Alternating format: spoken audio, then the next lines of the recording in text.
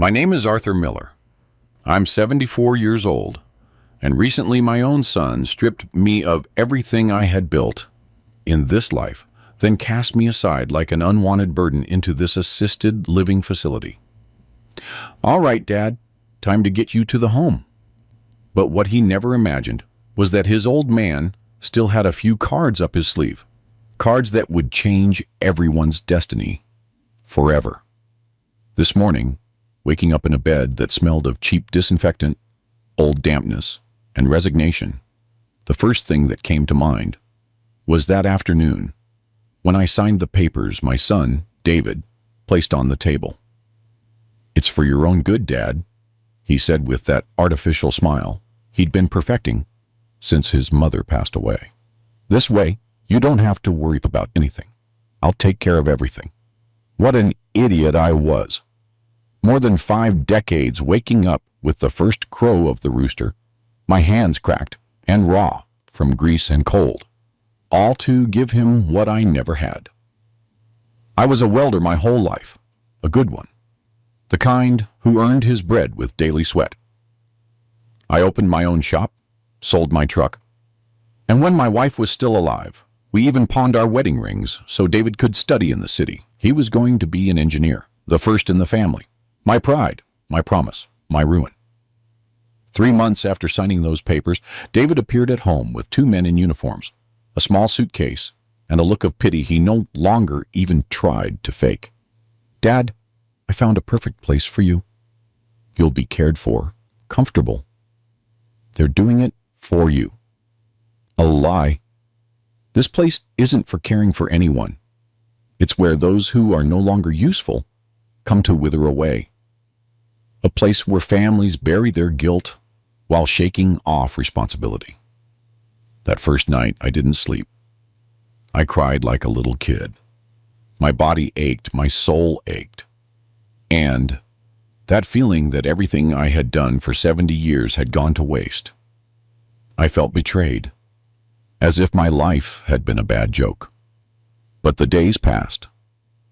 And as I watched other abandoned old people talking to themselves or staring at the ceiling for hours, as if waiting for an answer, something inside me changed. I stopped crying and started planning, because David made a grave mistake. He thought his father was an ignorant, spent old man with no resources. But in half a century of work, I didn't just learn to weld steel structures. I also learned to read people, to move carefully, to keep what was important, even what no one knew I had. 40 days ago, I received a visit my son would never expect. A tall man in a fine suit, with impeccable hair, entered with a briefcase under his arm and a serious look. He brought me documents that would shake up my life story and turn it upside down, not through misfortune, but through justice. David was going to discover the truth, and when he did, he would regret even his first kiss. But this isn't revenge. I swear on my Mary. I don't seek his suffering. I just want to reclaim my dignity, to make him understand that old people also have memory, strength, and power. That being here, in this forgotten corner where they send us to die, doesn't mean we're already defeated. Listen carefully to this story. Tell me at the end what you would have done in my place.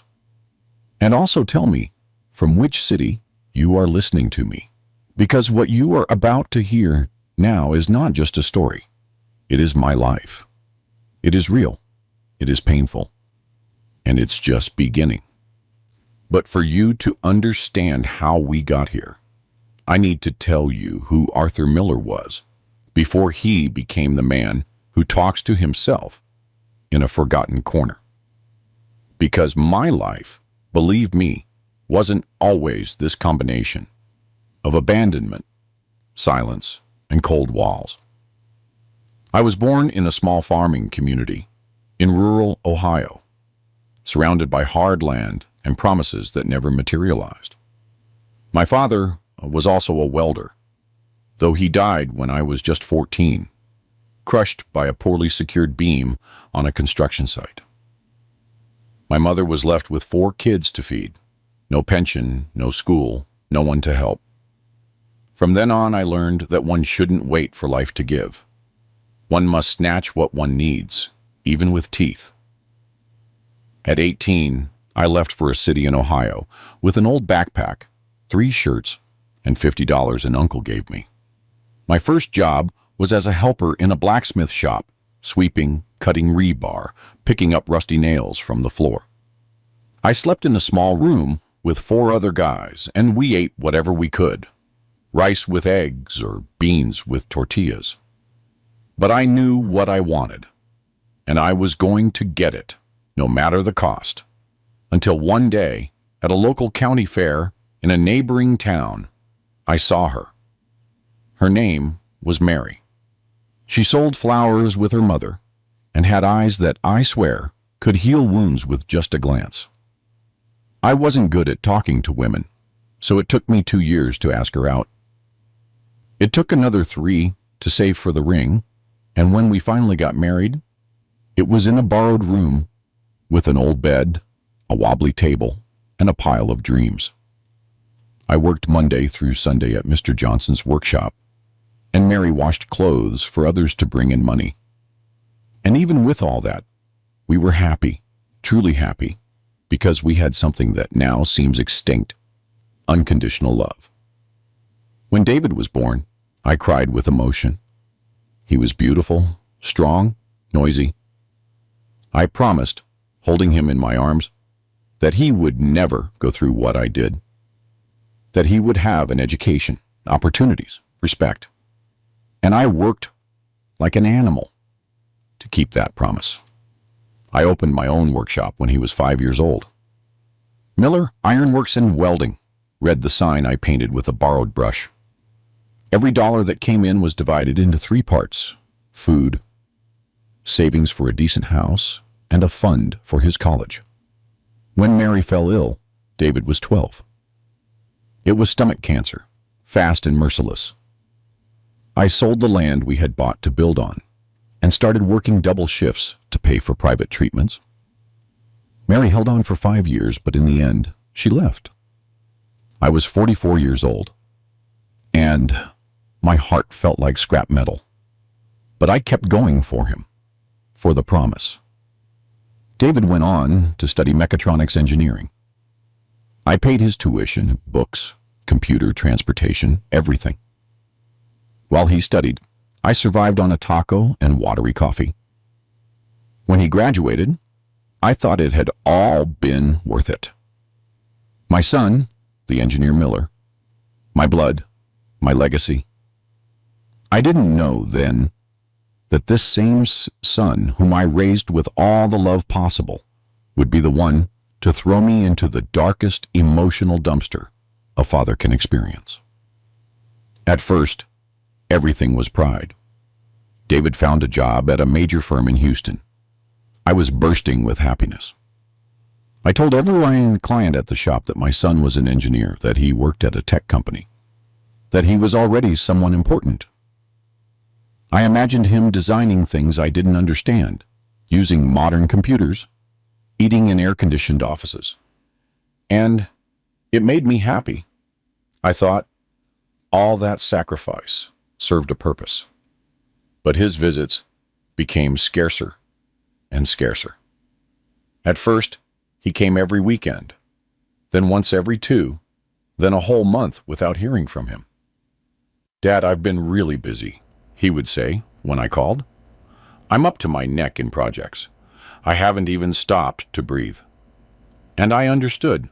Of course, someone who works knows what it's like to not even have time for yourself. But at night, when I sat alone, eating bread and coffee for dinner, the silence felt heavier, as if someone was missing at the table. And then she arrived. Sarah, a beautiful girl with fair skin, the kind who emphasizes her words even when she breathes. Educated, yes, but with that kind of education that carries hidden disdain in her eyes. The first time David brought her home, I saw how she looked at everything. The worn sofas, the damp walls, my apron stained with welding marks. She didn't say anything, but her eyes said it all. To her, I was an ugly reminder of a life her boyfriend wanted to forget. From then on, visits became an obligation. They came quickly, in a hurry, as if staying 5 more minutes in my house meant losing a ticket to their new life. Dad, I can't stay long. Sarah's waiting for me for dinner. Dad, we have a meeting with her parents. Dad, I'll call you later. It was always later. It was always after, until it stopped being at all. On the wedding day, they handed me the invitation, as if they were giving me a receipt. The ceremony was in a garden, one of those you only see in movies, with lights hanging from the trees and violin music. I went in my only suit, the same one I wore when we buried Mary. I sat at a lonely table near the bathroom, far from everything. When David introduced me, he did so as if fulfilling an obligation. He's my dad, without a smile, without a hug, as if it pained him to say it. That day, I understood that I was no longer a part of his life, that my presence was a stain he wanted to hide among expensive suits and wine glasses. When my granddaughter was born, yes, they gave me a beautiful granddaughter with Mary's eyes, I thought everything would change. I thought that perhaps by having his own daughter, David would understand what a father feels, that love is devotion, sacrifice, tenderness. I thought he would seek me out, that he would let me be a part of that girl's life. But no. Dad, she's too young to be going out. Dad, she has a cold. It's not a good time. Dad, maybe later. And later turned into never. Since Sarah didn't want her daughter to have a grandfather who smelled of iron and sweat. She didn't want someone like me sitting in her fancy living room with designer furniture. To her, I was the past that didn't fit into her present. Calls became a formality. They weren't to ask how I was, they were to ask for favors. Dad, can you check my truck? Dad, do you have any money laying around? Dad, I need you to sign some papers for a loan. It was always, Dad, I need. Never, Dad, how are you? And I always said yes, because that's how fathers are. We give even what we don't have. But one day, I got sick. A flu that knocked me flat in bed. I had a fever, a dry cough. My body ached all over. I called David, hoping he would come to see me, even with a warm bowl of soup. What a shame, Dad. I have a meeting today. But take care. Call me if you're still not well. That night, alone with my blanket soaked in sweat and my bones shaking, I understood that I had lost my son, that the child I carried in my arms no longer existed, that he had been replaced by a man who only saw me as dead weight. But what he didn't know, what Sarah never imagined, was that old Arthur Miller held a secret more valuable than everything they had taken from me. Something that had been born years ago, when no one noticed me, when everyone thought I was just an old welder with no future. I remember it perfectly. That day, David was at college, and I was still working in my usual shop. One ordinary afternoon, a silver BMW, spewing smoke from its engine, stopped in front of my business. An elegant man got out, one of those you recognize by his watch before his face. His name was Mr. Peterson, owner of a heavy transport company with over 100 units. He was in a hurry. He had been to 3 shops, and no one could fix the problem. I got under the hood, did what I had to do, and in less than an hour and a half, the car was roaring like new. Mr. Peterson was impressed. "How did you do it?" he asked me. Nothing that can't be done with a little know-how, I told him. Do you have time for a coffee? And that coffee turned into a partnership. That coffee changed my destiny. Mr. Peterson wasn't just a grateful client. He was a man who knew how to recognize talent, even if it was hidden under old overalls and hands cracked by work. He told me, "Mr. Miller, I'm looking for someone to take care of the maintenance of my entire fleet. It's over 100 trucks, and I can't trust just anyone with that." I remained silent. He was offering me a job just like that. He would pay me triple what I earned here, with full insurance, a savings fund, vacations. I would only have to leave my shop and come with him.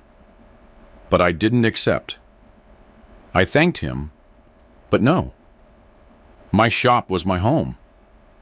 I had invested my soul, my memories, my pain, and my love for Mary there. He understood. He didn't insist. But before leaving, he gave me a card. "If you ever get tired of being alone here, call me. We can do something bigger." And so began a silent friendship.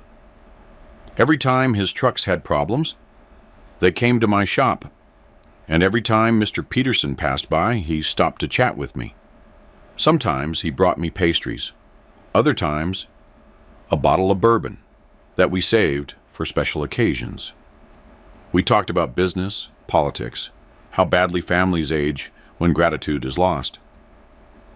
And little by little, without realizing it, we formed a kind of brotherhood. Years passed. David finished college and started working. I remained the same, charging fair prices, working late, eating on the curb outside my shop. One day, Mr. Peterson dropped the craziest proposal I had ever heard. "I want to open a chain of modern workshops with real, quality technical service. You provide the experience, and I'll provide the capital. Half and half. You're a partner, not an employee." I hesitated. I never managed more than my ledger and my pliers, but he insisted.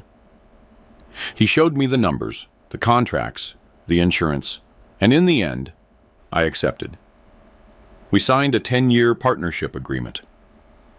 That's how Miller and Peterson Specialized Auto Shops was born. We started with one. In a year, we had 3. In 5 years, there were 15. Then we opened in other states, Florida, Georgia, North Carolina. I handled the technical side, and he handled the administrative side. It was a business monster, a resounding success. But despite all that, I never changed my way of life. I continued living in the same house, still went to the original shop, still wore the same overalls because I didn't need luxuries. I did it all for one reason: the pride of knowing I could leave something to my son, something dignified. But I never told David. Never. To him, I was still the working-class dad, the one who had no idea how big companies worked. He never knew that I owned 50% of a business that, by then, was worth over $20 million. And when Mr. Peterson died of a heart attack 3 years ago, I discovered that he had left me his share of the company. He put it in his will, to the only man I trusted more than my own children. That's what it said. I became the sole owner of a company valued at over 30 million. And even then, I didn't make any changes. I didn't buy new cars, I didn't move, I didn't show off anything because I didn't need to prove anything to anyone. For me, true value was in what was built with effort, not in what was shown to impress. But David, when he brought me those papers that were supposedly to take care of me, believed he was getting the last thing I had. He thought he was taking control of my retirement, my shop, my accounts, my tools. And I did hand all that over. But what he didn't know was that all of that was just a facade, because the real millions were in accounts he didn't know about, under a business name he never looked for. A week ago, the company's lawyer, Mr. Thompson, came to see me here at the facility. He walked in with his briefcase, sat across from me and said, "Mr. Miller, we need to make some decisions. You are the sole owner. The company continues to grow. What do you want to do with all this?" And that's when it clicked for me. That's when the plan that would change everything was born. A plan to teach David that his father was not just an old, sentimental welder, but a man who knew how to save his last move for the end. That same night, I didn't sleep. I stayed awake, thinking about every step, every document, every move I needed to make. And when I finished mapping it all out in my mind, I felt alive for the first time in years. I don't seek punishment. I seek justice.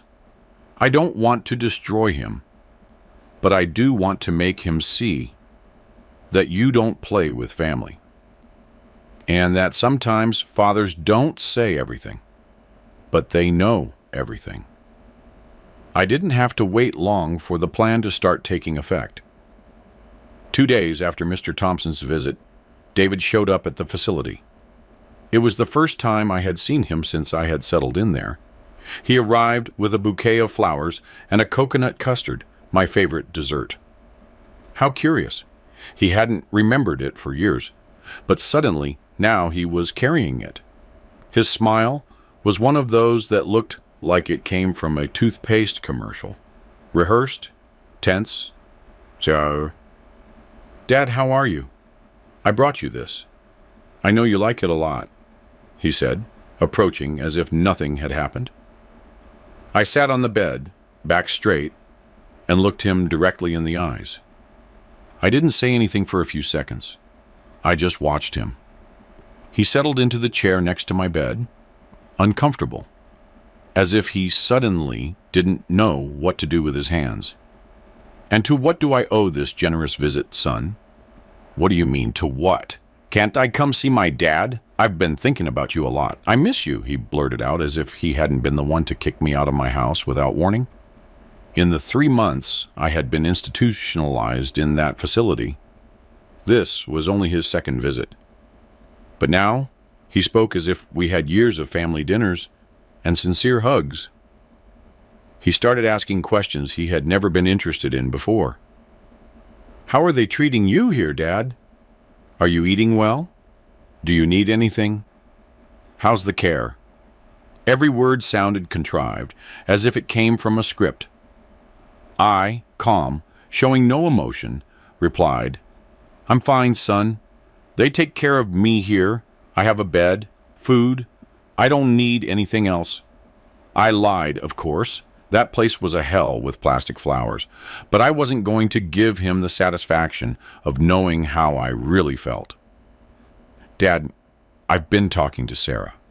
We want you to know you're very important to us, that it hurts us to see you here. Sarah, the same woman who for years didn't want her daughter to know me, who looked at me as if I were a dirty rag forgotten in the closet. Now suddenly she saw me with different eyes, or at least they tried to pretend. "And how is the little one?" I asked, testing the waters. "Good, very good. In fact, she asks about you a lot. She wants to meet you. She always asks when we're coming." Another lie. That child didn't even know she had a grandfather. They never let her come. They never showed me a photo, never put her on the phone. Now, suddenly she wanted to meet me. How convenient. That afternoon, David stayed with me for over 2 hours. We talked about everything and nothing. He reminded me of anecdotes from when he was a child, moments he had never remembered before. He told me about his projects, how important it was to him that I felt accompanied. Everything sounded perfect. Too perfect. And the following Sunday, he returned. This time, he didn't come alone. He brought Sarah, the same woman who had crossed the street to avoid having to greet me for years. Now she came with a cake in her hands and a decorated smile. "Mr. Miller, so good to see you. You look great," she said, giving me a kiss on the cheek as if she had always loved me. The other residents of the facility even turned to look in surprise. As someone knew my son barely visited, others knew from me what had happened. Their looks said it all. "Dad," David said, becoming serious, "we've been thinking. Maybe this place isn't the most suitable for you. We want to take you to another facility, a more comfortable one, with more services, more modern." There was the bait. "And since when all this concern for my comfort?" I asked, with a neutral voice, but sharp eyes. "It's just that, well, now that we have more resources, we could afford a better place for you. One with better meals, private rooms, advanced medical care." "But son, you have everything of mine. I already signed those papers. I have nothing left. How would you pay for it?" "Dad, don't worry about that," Sarah intervened. "We'll take care of it. We just want the best for you. And we also want you to spend time with your granddaughter. She really wants to." Of course, it was all a strategy. The cake, the flowers, the visits, the granddaughter, the fake hugs. Everything pointed to the same objective. To find out if there was anything else I hadn't given them. Some hidden savings, some forgotten bank account, a property, anything. And they weren't entirely wrong. Only they had no idea how big that anything was. The visits became weekly. They started bringing me magazines, cookies, new blankets. Everything they hadn't done for years. One Sunday, David blurted out the phrase I was waiting for. "Dad, I was reviewing your papers just to make sure everything is in order. Don't you have any other documents? Any property you never told me about? A life insurance policy, maybe another savings account?" There was the real motive. "No, son, everything I had, you already know about. My shop, my little house, my tools. You already manage all of that." "But are you sure? Sometimes papers get lost. Sometimes people store things in places they no longer remember." "I'm sure, David. I have no secrets." But he didn't believe me. I could see it in his eyes, in the way he looked at my bedside table, in how he stopped in front of the drawers. He sniffed me out like a dog that knows there's meat hidden somewhere. And the worst part is, he was willing to do anything to find it. One afternoon, while I was pretending to sleep with the television on, I overheard a conversation that confirmed all my suspicions. David and Sarah were in the hallway, thinking I couldn't hear them. But the walls of the facility are as thin as their loyalty.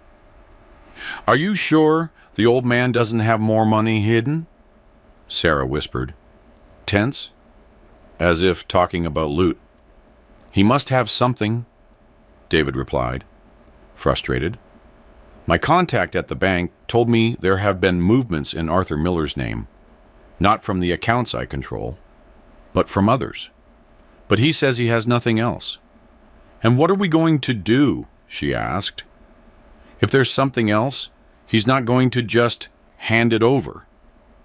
We already got what he had, or what we thought we took from him. We have to keep showing more affection, more visits, more sweetness. So he doesn't suspect. If there's something else, he'll give it up sooner or later." That sooner or later hit me like a bucket of ice water. My son hadn't come to redeem himself. He had come to plunder, and I wasn't going to let that happen. The next day, David returned, this time with my granddaughter, an 8-year-old girl, light brown hair, shy bile. They presented her to me like a trophy. "Look, Sophie, David said to her. "He's your grandpa. Remember I told you about him?" The girl looked at me without fear, without guilt, just with that clean curiosity that only children retain. "Hello, Grandpa. My dad says you used to fix things. Is that true?" "That's right, little one. All my life I dedicated myself to fixing what others gave up for lost. Will you teach me?" And for the first time in months, I truly smiled.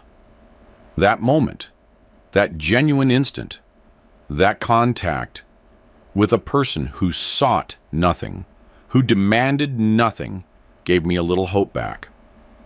We played for a while with some old metal pieces they had left me to entertain myself. I taught her to differentiate a nut from a washer. Meanwhile, David and Sarah were openly searching every corner of my room, my papers, my drawers, even under the bed. "Dad, don't you keep any important papers here?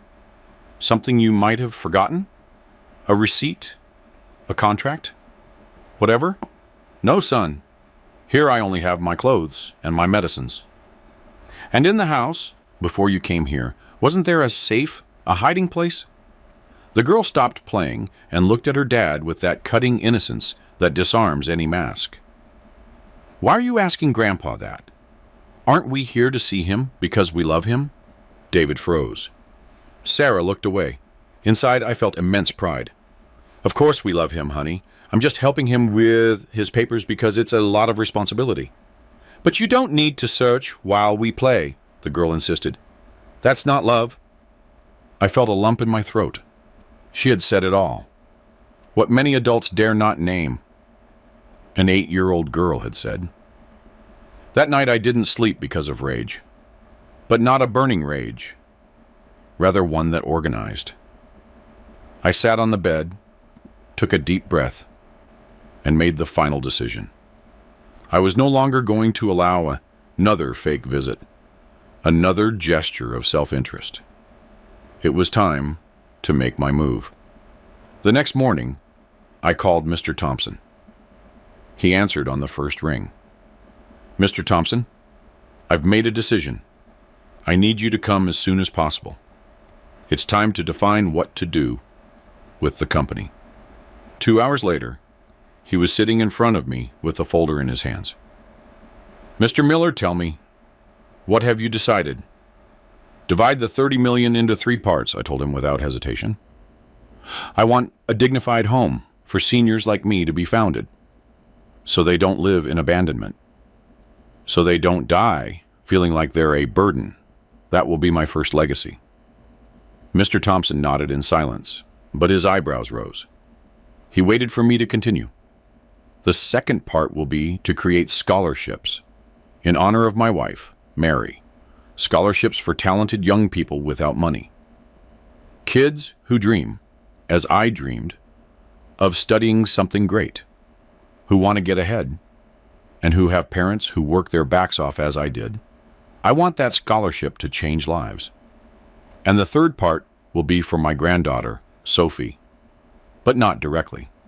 I want a trust created that cannot be touched until she turns 25.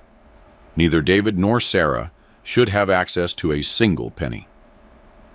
That money will be exclusively hers, only hers and her child's. For David, there will be nothing." The lawyer swallowed, looked down at the folder, and said in a cautious tone, "Are you absolutely sure?" More sure than ever. He already took everything he wanted. He took years from me. He stole my peace. He exiled me. Now, it's my turn. And this time, he won't be able to do anything to reverse it. Do you want this to be executed immediately? I want everything to be ready, but activated after my death. In the meantime, I want us to do something more. What I'm going to ask you won't be easy, but it will be very necessary." The lawyer looked at me attentively. I took a deep breath. "I want you to hire a private investigator, someone discreet, effective. I want to know everything David hasn't told me. I want proof. His debts, his lies, his shady dealings. I want the whole truth. And what do you wish to do with that information? I want us to give it to him in a letter. A letter where I explain everything. That the poor welder he abandoned had a fortune. That he could have inherited it if he had been a good son. But since he chose the path of greed, he will receive nothing. The lawyer looked at me with a mixture of admiration and sadness. Mr. Miller, what you are planning is brilliant and also painful. Mr. Thompson, I've already felt all the pain I needed to feel. Now, I just want to close my story with justice. The first phase of the plan began just a few weeks later. Mr. Thompson hired a private investigator named Frank Reynolds, a quiet, discreet man with a face that looked like he'd seen worse things than I could imagine. In less than 30 days, Frank brought me a folder full of truth that burned hotter than any torch I had ever wielded in my life. Mr. Miller, he said while opening the folder in front of me in the small common room of the facility. Your son is deeply in debt. He has loans with extremely high interest, the kind banks don't even dare to touch. Furthermore, he's been involved in sports betting for over 2 years, online games, roulette, illegal casinos. He's already lost over $200,000, and that's only what we could verify. I was stunned. I knew something was wrong, but I hadn't imagined he was so deep in. He mortgaged the house where he lives with his wife and daughter, the investigator continued, using part of the money he obtained from managing your assets as a down payment. Your money. He also invested in a couple of pyramid schemes that turned out to be scams. And he has been lying to his wife for months. She believes he has a couple of minor problems at work, but the truth is, he's on the verge of ruin. I closed my eyes, not out of sadness, but from the bitter confirmation that my son was no longer the same boy I had raised. He had transformed into someone who preferred to lie, steal, and manipulate rather than face his truth. And with all that, what do you want to do? Asked Mr. Thompson. You already know what I want. Write him the letter, cold, clear, without resentment, but with the complete truth. I want him to understand what he lost, not as punishment, but as a mirror. 2 days later, the lawyer returned with a sealed envelope. Do you want to read it yourself? No, read it aloud.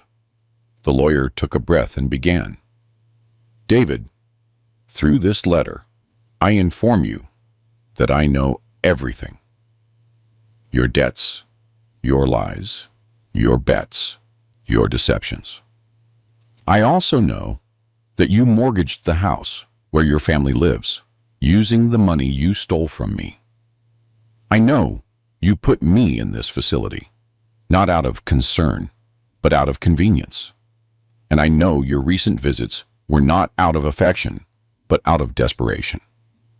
What you didn't know, and now will, is that your father, the humble welder you abandoned, owned a company valued at over $30 million. A fortune that could have been yours if you had chosen to be a good son. If you had valued my broken hands, my sleepless nights, my years of dedication. But you chose another path. That is why I have decided to donate all my fortune to causes that are truly worthwhile. I will establish a dignified home for seniors. I will create scholarships in your mother's memory and secure your daughter's future with a trust that you will not be able to touch. You will not receive a single penny, not because I don't love you, but because you chose money over love. You chose control over care. You chose to steal my dignity, and today I reclaim mine. Learn from this. Money doesn't change people. It only reveals who they truly are. And you proved to be someone I do not recognize as my son. Arthur Miller. When he finished, the silence was absolute. Only the ticking of an old wall clock could be heard. The lawyer closed the envelope and asked me one last time, "Are you absolutely sure you want to send it?" As sure as when I brought David into this world. But this time, he is no longer my son. 2 days later, on a Tuesday afternoon, the letter was delivered to his home. The reaction was swift. That same night, at 11:07 p.m., my phone rang. Something strange, because hardly anyone calls the facility at that hour. "Hello? What the hell does this letter mean?" It was David, on the verge of collapse. "It means exactly what it says, son, that you underestimated your father. It can't be true. You don't have that money. You can't have it. I checked everything. Everything. You checked what I wanted you to check. The shop, the house, the small savings, but you never looked beyond. You never believed that your old father could have anything more than grease under his fingernails. Dad, listen to me." His tone changed abruptly. "We can talk. I love you. I just want to fix things." There it was. The fake love that magically appears when millions are at stake. The love that disappeared during years of loneliness, of flu, without anyone bringing soup, of ignored birthdays. "David, you had 30 years to show me love, to visit me without hidden reasons, to hug me without looking at your watch. And you didn't. But things are bad now. I'm in trouble. They're going to take my house. The same problems you created for yourself with your bets, with your lies, with your scams." Silence. "Dad, please, I'm your son." "You were. Not anymore. The man talking to you is not the father who signed papers trusting you. That man died the day you brought me here like an old piece of furniture." I hung up. And that night I slept as I hadn't slept in years. In peace. The following days were strangely calm. After hanging up on David, no one else called me. No visits, no messages, no calls. As if my existence had completely faded for him. And curiously, that allowed me to breathe. I no longer carried the weight of pretending not to see his intentions. I no longer lived with the knot of betrayal in my throat. Now I was free. Free in the midst of confinement. Free inside the facility where he himself had discarded me. And that freedom began to bear fruit. The Arthur Miller Foundation for Abandoned Seniors was the first to take shape. Mr. Thompson and his team moved like a well-oiled machine. They bought the building where I lived, remodeled it from the ground up, and hired new staff. Nurses with a vocation, cooks who knew how to prepare more than just porridge, and maintenance personnel who genuinely cared about keeping the place clean and dignified. Mr. Miller Maria, one of the new nurses, told me one night as she tucked in my blanket, "You can't imagine the change you've made here. The residents no longer cry at night. Now they laugh, eat better, play, feel seen." And it was true. Mr. Cooper, who used to speak to no one, now spent his days telling stories from when he was a truck driver. Mrs. Davies, who used to be afraid to leave her room, now painted watercolors that we hung in the hallways. There was music on Fridays, yoga classes on Wednesdays, and movies on Sundays. That place, that once felt like a waiting room for death, was now a home. But what touched my soul the most was what happened with the second project, the scholarships in Mary's name. The first beneficiary was Julian, a 19-year-old boy, thin, with eyes that sparkled even when his shoes had holes. His mother cleaned offices at night. His father was never around. Julian wanted to study industrial engineering, but he had no means. The scholarship covered everything: tuition, materials, transportation, food, everything. Mr. Miller, he told me the day he came to meet me, my mom cries every night, not out of sadness, but because she says that you changed our lives. She says you're an angel. I'm no angel, Julian. I'm just an old man who learned to use pain as fuel. And why did you help me if you don't even know me? Because I know what you carry on your shoulders. Because I was you. Because I know what it's like to have a dream and not have the means to achieve it. Because I know what it's like to see your mother work her heart out to give you an opportunity. Julian started visiting me once a week. He told me about his subjects, his classes, how he dreamed of someday giving back to his mother everything she had done for him. His way of speaking, his humility, his dedication reminded me of the young David, who was once all of that before he became something else. But it wasn't just him. Soon more scholarship students arrived. The program expanded rapidly, each with a different story, but with something in common. They all came from struggle, from effort, from scarcity. And then there was Sophie, my granddaughter. I never saw her in person again. But one afternoon, while we were having coffee in the new garden of the facility, a beautiful garden, full of trees and stone benches, Mrs. White, one of the residents, asked me, "Don't you miss your granddaughter?" "Every second, Mrs. White, but I prefer her to remember me as the grandfather who taught her to distinguish a nut from a washer, not as the one who fought over an inheritance." "You have more courage than all of us here combined, Arthur. My children brought me here with the excuse that they were going to remodel the house and never came back. But I couldn't do what you did. It's not courage, Mrs. White. It's love, but love with dignity." And in that dignity, Sophie's future was secured. The trust that had been created for her grew, month by month. When she turned 25, she would have the resources to study, to travel, to start a business, to live without depending on her parents' emotional misery. But the hardest part of the plan was yet to come. A week later, David tried to visit me for the first time since the letter. "Mr. Miller," one of the nurses informed me, "there's a gentleman who says he's your son. Do you wish to receive him? Is he out there with the girl?" My heart sank. Sophie. It had to be her. I imagined her little face, her voice saying, "Will you teach me?" But I closed my eyes, gritted my teeth, and said with all the firmness I could muster, "No." The nurse looked at me in silence, then nodded, and left.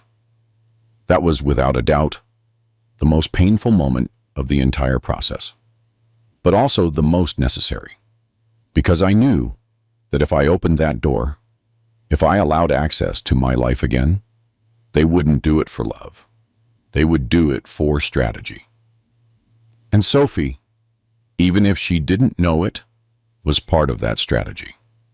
That night I cried not for myself, but for her, for the relationship we were losing, for the time we wouldn't share, but also for the boy David once was, the one who once hugged me without expecting anything, the one who played in the workshop while I worked. That boy no longer existed, and I was no longer the same father as before. Now I was a man who understood that love cannot be sustained by manipulation. Weeks passed, and with them a strange calm settled into my life, a kind of uncomfortable peace, as if a long and bloody war had ended, but scars still remained on the walls. David's visits ceased completely. He didn't insist anymore. He didn't return with Sophie. He didn't send letters, messages, or calls, as if my existence had completely faded for him. And curiously, that allowed me to breathe. The activities at the new facility, now officially called Mary Miller Residence, became part of my routine. Every day after breakfast, I would go down to the common room, where Julian and 3 other scholarship students came to study and chat with us old folks. That generational interaction was part of the plan. We weren't just rescuing elderly lives, we were also forging new ones. A bridge of love between those who no longer expected anything and those who were just beginning to dream. One day, while Julian was reviewing physics formulas with me in a notebook, he asked me something that left me speechless. "Mr. Miller, did you ever feel invisible?" I looked at him with a smile that hurt. "Every day, son. Since I got sick and no one called. Since my son stopped coming. Since society decided that old people are only good for getting in the way.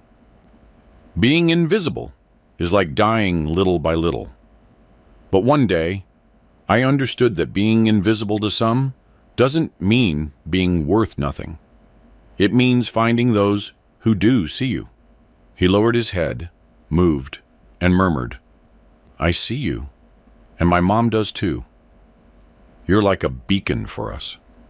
And that's when I understood everything. I didn't need David to forgive me, or Sophie to remember me. The only thing I needed was for my story not to be lost in silence, for what hurt me to serve a purpose, for my name to mean something good before it disappeared. A month later, we inaugurated the second branch of the foundation in a town near where I was born, in rural Ohio. It was a small but very emotional event. Neighbors, seniors, students, nurses came. Julian spoke in public for the first time, took my hand, and told me in front of everyone. "This man changed my life. He taught me that one can fall, but one can also choose to rise with dignity." There was applause, tears, hugs. That day I felt alive as I hadn't felt since Mary died. And yet, amidst all that joy, there was something that still troubled me: Sophie. I learned from a nurse who kept in contact with a friend of Sarah's that the girl asked about me every week, that she sometimes cried because she didn't understand why she couldn't see me, that she had been told her grandfather was far away, sick, and sad. Far away hurt me more than any betrayal, but I stood firm because I knew that if I opened that door, without Sophie being able to understand the whole truth, she would become a bargaining chip again.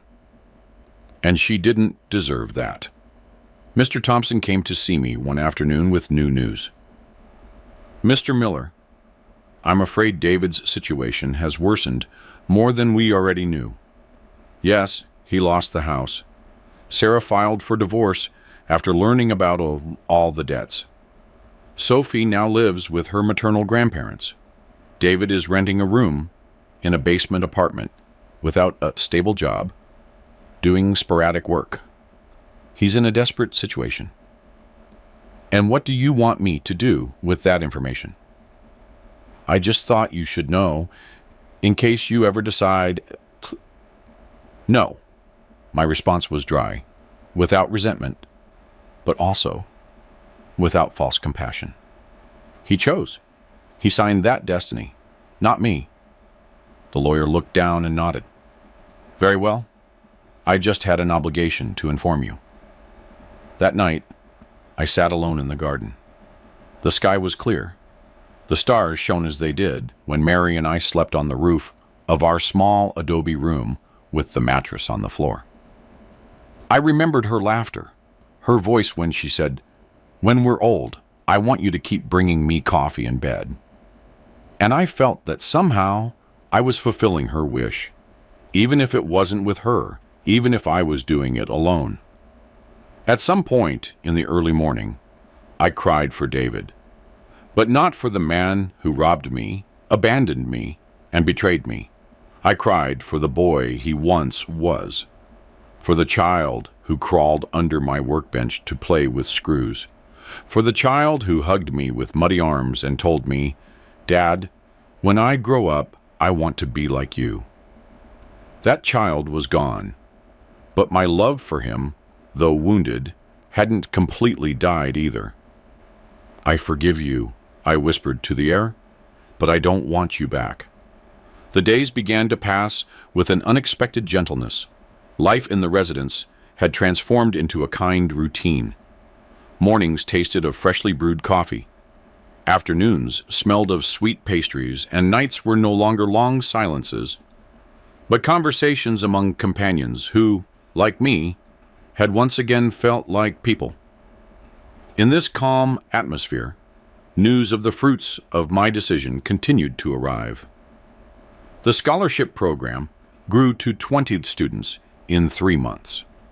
They were not only brilliant young people, they were souls full of gratitude, eager to give something back to a world that until then had ignored them.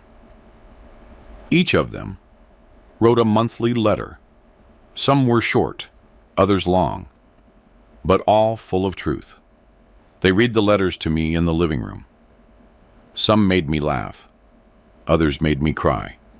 One word was repeated in all of them: "Thank you."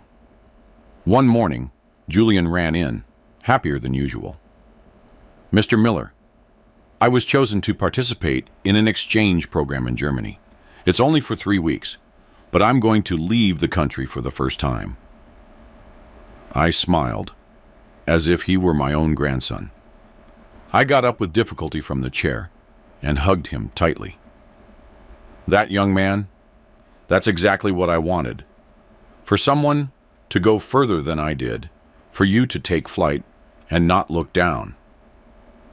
Julian remained silent for a while.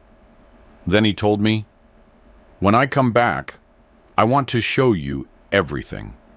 I want to bring you something from there. What would you like?" "Nothing," I replied. "Just come back with stories. That's worth more than any gift."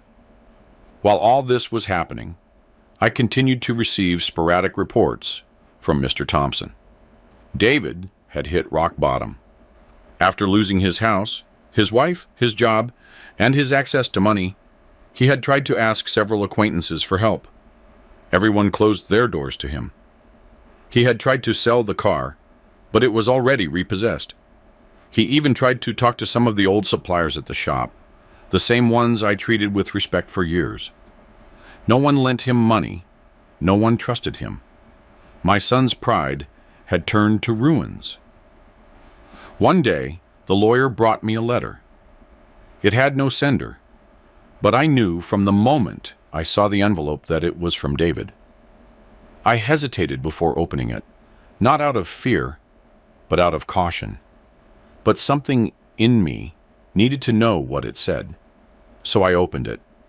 "Dad, I don't know if these words come late, but I write them anyway because I have nothing else. I have no house, no wife, no family. I am alone, exactly as I left you. I have lost everything, and I know I have no right to ask you for anything. I know I don't deserve forgiveness.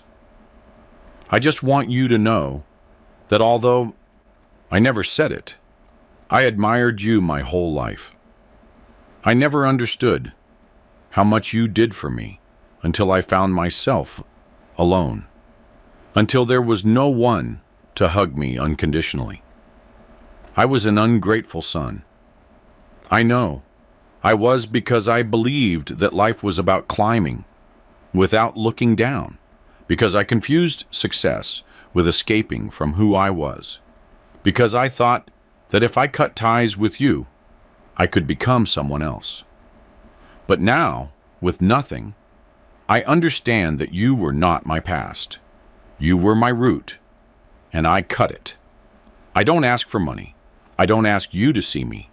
I just wanted to write this because I know I don't deserve to come back. But I needed you to know that, though late, I understood. I failed you. I know, and I will live with that, David. I didn't cry, but I felt a tremor in my chest that lasted all night. I lay in bed, staring at the ceiling with the letter on my chest, and thought about all that was and all that will not be. Forgiveness is a strange place. It doesn't hurt like resentment, but it doesn't heal like forgetting either. Forgiveness is simply the space where one decides to let go and move on. The next morning, I asked the lawyer to keep the letter. "Do you wish to reply, Mr. Miller?" "No, there's nothing left to reply to. He just needed to say it. The rest is up to him." That same day, Sophie sent me a drawing. A nurse brought it to me with a knowing smile. It was a piece of paper folded in four, with poorly placed crayons. In the drawing there were two people, a girl with a long braid and a man with glasses holding a wrench. Above it said, "My grandpa taught me things, even though I don't remember everything." Below was a heart, and that's when I broke down. Not out of guilt, not out of pain, but because she, with her innocence, was telling me, "You're still in my memory." I kept that drawing like my greatest treasure. I didn't put it on the wall. I put it in my drawer, right next to the watch Mary wore, my wedding ring, and the old photo where David was 3 years old and hugging me with paint on his hands. Because in that box were all the things that hurt me the most, and that I loved the most. 6 months have passed since my life took that definitive turn. 6 months since I stopped expecting anything from my son and began to give myself what was denied to me for years: respect, purpose, peace. Today, sitting in front of my room window, overlooking the freshly watered garden, I don't feel like an abandoned old man, but like a man who decided to write his ending with dignity. Every morning, I wake up without fear. I get up, get dressed without haste, and go down to breakfast with my companions. Mrs. Davies now leads the book club. Mr. Cooper, who used to be silent, teaches chess classes. And I teach basic blacksmithing to the scholarship students, who between university classes take time to listen to me talk about tools, metals, how to read temperature just by looking at the color of molten steel.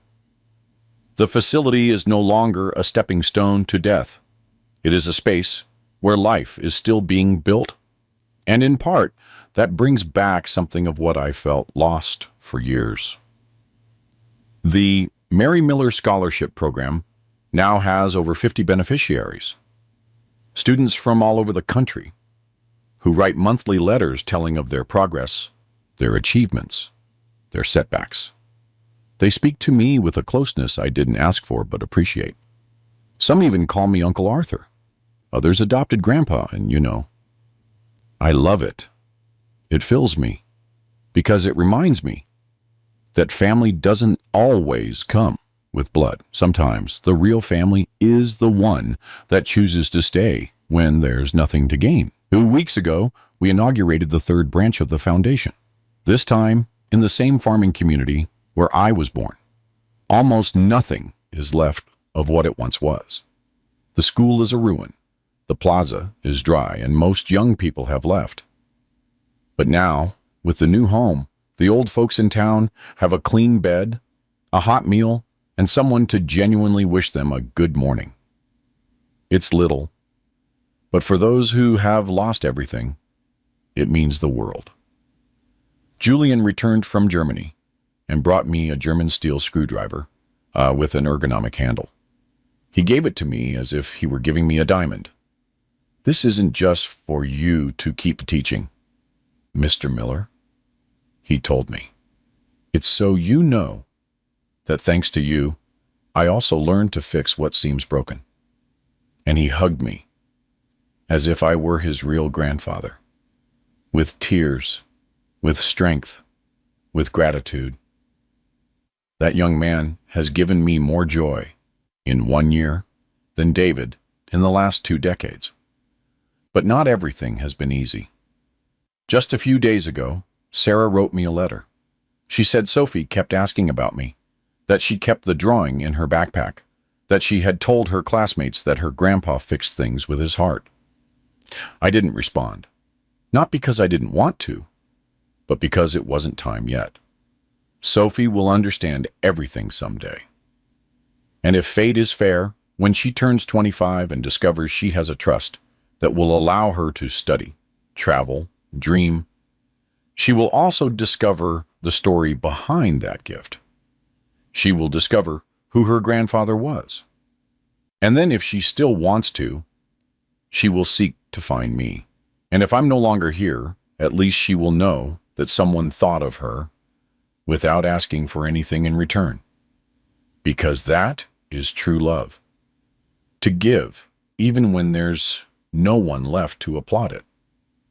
And today, at 74 years old, I can say that my story didn't end in a hospital bed or on a sheet of abandonment. It ended with a choice. I chose dignity. I chose to transform pain into purpose. I chose not to be the victim of a betrayal, but the architect of a collective redemption. So, if you are listening to this, if you made it this far, I ask you for something. Not for me, but for you. Go and hug your parents if you have them. Don't wait until it's too late. Tell them you love them, not when they're gone, but when they're here. And if you are a father or mother, don't measure your success by how much you gave, but by how much love you received in return. Because as time reveals everything, and in the end, when applause no longer matters, only one question remains. What did you do with the love that was given to you? You. I already have my answer. And for the first time in a very, very long time, I am completely happy. If you enjoyed my story, you can support me by sending a super thanks so I can write more stories like this. Thanks a lot in advance. What about you? What would you do in this person's shoes? I'd really love to hear your thoughts, so drop them in the comments. I'm always curious to know what you think. Oh, and let me know where you've heard this story. If you want to hear more life stories like this, like the video and subscribe to my channel. There are many more waiting for you. Big hugs, and see you next time